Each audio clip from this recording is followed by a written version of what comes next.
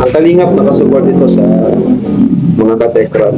Uy, Sabi ni Tita Ret, pinapasabi daw ni Kuya Bal kung pwede pumunta dyan sa inyo after nilang maglaro sa June 18 sa Family Feud.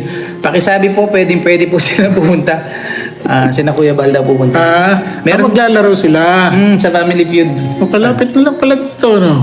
Pag nandyan na po kayo sa Manila, mabilis na po dito.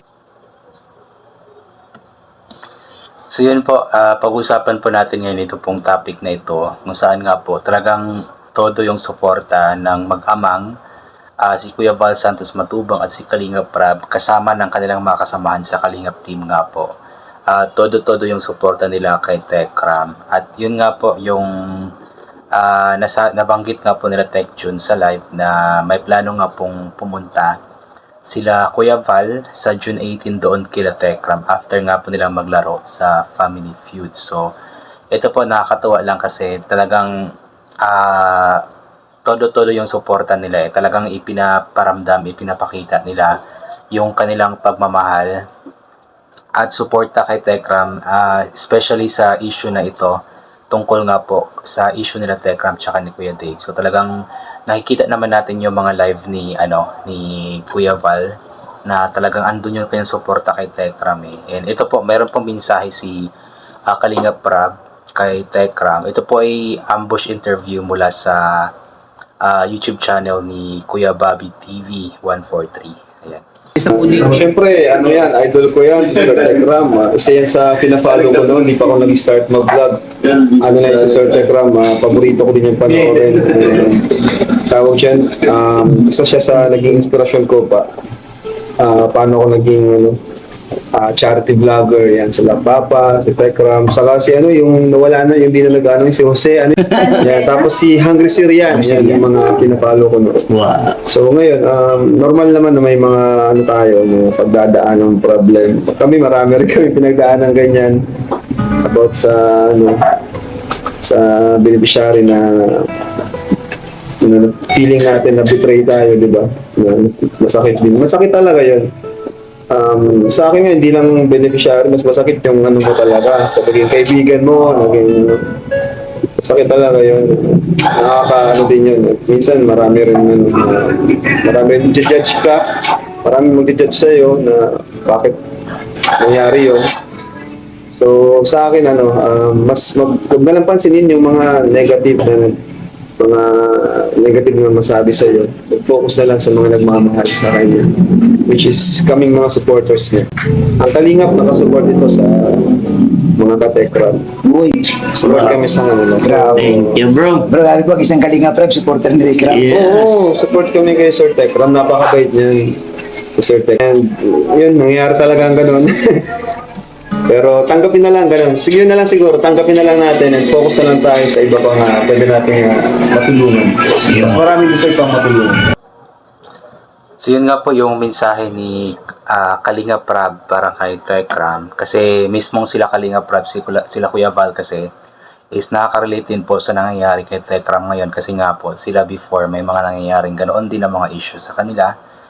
Especially for Kalinga Prab, isang kaibigan nga po niya nakasama niya sa vlog dati na nabetray ng apo siya. Ayan, so huwag na natin pag-usapan anyway. So nakakatuwa lamang po yung nakikita natin yung suporta ng katulad ni Tekram na isang co-charity vlogger din ni Sir Tekram ba. Sila Kuya Val, sila Kalinga Prab, ang Kalingap team. Nakakatuwa lang yung suporta na ipinapaabot, ibinibigay nila kay Tekram. Talagang pinapalakas nila ang loob ni Tekram at napakaganda ng mensahe ni Kalinga Prab para kay Tekram. At nakakatuwa lang din kasi yung sinasabi ni Kalinga Prab. Even though si Kalinga Prab kasi ngayon yung nasa top in terms of monthly views, si Kalinga Prab yung nasa top 1 always. Since matataas talaga ang kanyang mga views. At nakakatuwa lang na ang isang top 1 sa pagdating sa charity vlog ay number 1 or hindi naman masasabing number 1, talagang todo yung suporta kay Kalinga Prab. Sabi nga, todo yung suporta ni Kalinga Prab kay Tekram Angulo. So sabi nga ni Kalinga Prab na bago pa man siya nag-start mag-vlog, mag-charity vlog is talagang sumusuporta na siya at idol na talaga niya si Sir Tekram. So yung mga nabanggit po ni Kalinga Prab na mga sinusuportahan or pinapanood niya dati bago pa man siya nag charity vlog. Yun din po yung mga pinapanood ko dati. Of course, sila Tekram, sila Kuya Val. Yung sinasabi niya si Jose Halorina, taga Davao po yun.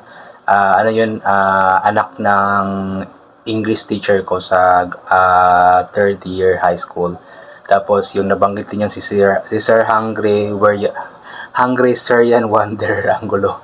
Si Sir Basil Manadil, ayan po. Pinapanood din ko rin po si Sir Basil dati kasi napakalakas din talaga ng kanilang mga channels dati, especially nung pandemic time. And yun, nung nag-start na din pong mag-vlog si Kalinga Prab, mag-charity vlog. So napapanood ko na din po siya that time, at isa nga po sa napanood ko yung kanyang alaga ngayon na si Jemil. Ayan. So yun, nakakatuwa lang. So napapasalamat tayo ng malaki sa suporta na ibinibigay ng Kalingap community para kay Tekram. At yun, yung plano po nila, pupuntahan daw po nila si Sir Tekram June 18 pagkatapos daw po nila maglaro sa Family Feud. So sana matuloy po ito guys, kasi itong pagbisita or kung matuloy man ang kanila pagbisita, ito ay tanda lamang po talaga na talagang napaka-importante sa kanila ni Sir Tekram, kasi talagang bibigyan nila ng oras si Sir Tekram na puntahan para iparamdam nila yung kanilang suporta, iparamdam nila na hindi lang nag-iisa si Sir Tekram, na andyan sila, ang Kalingap team, sila Kuya Val, sila Kalingap Prab, na sinusuportahan siya at palagi siyang ipinagdadasal na maging maayos ang mga bagay-bagay, especially pagdating sa issue na ito. At yung mensahe din ni Kalinga Prab kay Tekram na yun nga, mag-move on na lamang, mag-focus na lamang sa iba pang mga dapat tulungan, kasi marami pa rin ibang dapat tulungan. So mag-focus na lang, mag-move on na lang, at wag na lamang masyadong isipin yung mga negative comments. Nang sa ganun is kumbaga maging mas productive na ba may pagpapatuloy na ni Tekram ang kanyang mga ginagawa na pagtulong. Although na ipagpatuloy naman niya ang kanyang pagtulong ngayon sa mga kababayan natin na nangangailangan, pero iba pa rin kasi talaga yung, alam mo yung maluwag na yung puso, yung magmi-mission siya na maluwag ang puso, na wala nang sakit na nararamdaman. Kaya umasa din talaga tayo na sana makapag-usap-usap na sila para magkaroon na ng magandang closure at hindi na masyado pang iisipin ang mga bagay-bagay. Especially wag na sana tayong